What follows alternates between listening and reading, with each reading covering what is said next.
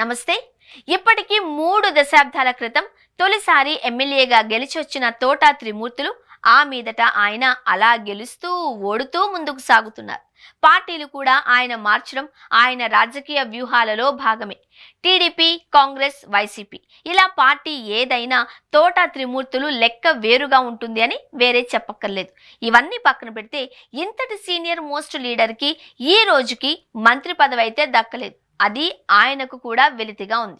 టీడీపీలో 2014లో గెలిచిన మంత్రి కాలేకపోయారు. ఆ మీదట వైసీపీలో 2019లో చేరి ఎమ్మెల్సీగా నెగ్గిన మంత్రి ఛాన్స్ అయితే జగన్ ఇవ్వలేదు. ఇక 2024 ఎన్నికల్లో త్రిమూర్తులు మండపేట నుండి పోటీ చూసి ఓటమిని చవిచూశారు. ఆయన పార్టీ మారతారు అని ఆ మధ్యన వినిపించిన రాజకీయ సమీకరణలు అయితే సరిపోవడం లేదు. ఇక శాసన మండలిలో చూస్తే ఇప్పటికే రాజీనామాలు చేసిన వారికే ఆమోద ముద్ర పడలేదు. ఈ క్రమంలో తోట త్రిమూర్తులు తనదైన కొత్త రాజకీయానికి తెర తీశారా అన్న చర్చొస్తోంది. కాపులకు పెద్దన్న పాత్రను పోషించడానికి ఆయన సిద్ధపడుతున్నారు అని అంటున్నారు. లేటెస్ట్ గా కార్తీక వన సమారాధనలో ఆయన చేసిన కామెంట్స్ దీనికి ఉదాహరణగా చెబుతున్నారు. రెడ్లలో కమ్మలలో ఉన్న ఐక్యత కాపులలో లేదు అని, తన సొంత సామాజిక వర్గానికి ఆయన కాసింత దిశానిర్దేశం చేసే తీరులోనే ఈ కామెంట్స్ చేశారు అని టాక్. రెడ్లు కమ్మలు తమ వారి బాగు కోరుకుంటే కాపులు మాత్రం ఎవరు బాగుపడినా చూడలేరన్నట్లుగా ఆయన కామెంట్స్ ఉన్నాయి. ఇక చూస్తే గోదావరి జిల్లా రాజకీయాలలో కాపు కులం ప్రాబల్యం తెలిసిందే. ప్రస్తుతం ఆ సామాజిక వర్గం ఎక్కువగా జనసేన సైడ్ తీసుకుంది.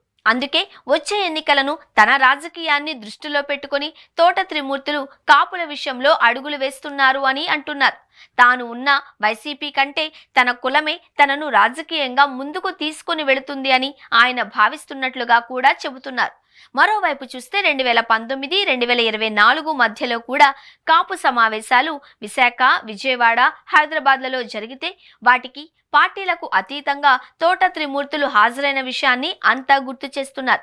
ఆనాడు ఆయనతో పాటు ఆ సామాజిక వర్గానికి చెందిన మాజీ ఎమ్మెల్యేలు, రిటైర్డ్ ఉన్నతాధికారులు కూడా హాజరయ్యారు. వంగవీటి రంగా జయంతి వేడుకలు, వర్ధంతి వేడుకలు కూడా కాపు నేతలు అప్పట్లో నిర్వహించి ఏపీలో కొత్త పార్టీ రావాలి అని కొంత మథనం చేశారు. అయితే ఆ తర్వాత జనసేన పుంజుకోవడంతో పాటు పరిస్థితులు అన్నీ మారడంతో టీడీపీ కూటమి అధికారంలోకి వచ్చింది. ఇక ఇప్పుడు పాత పరిచయాలను ఆసరాగా చేసుకుని మరోమారు కుల ఐక్యతకు, కాపుల సమావేశాలు, కీలక భేటీలకు తోట త్రిమూర్తులు తెర తీస్తారు అని అంటున్నారు. కాపులలో బలాన్ని పెంచుకుంటే రేపటి రోజున రాజకీయం ఎలా ఉన్నా తన వరకు సేఫ్గా ఉంటుంది అన్నదే ఆయన ఆలోచన అని చెప్పాలి. వైసీపీలో ఉన్న తోట తన రాజకీయ బాటను సొంతంగా వేసుకునేందుకే చూస్తున్నారు అని వినపడుతోంది. చూడాలి మరి ఆయన రాజకీయ లెక్కలు, సామాజిక సమీకరణలు ఏ విధంగా ఉండబోతున్నాయో.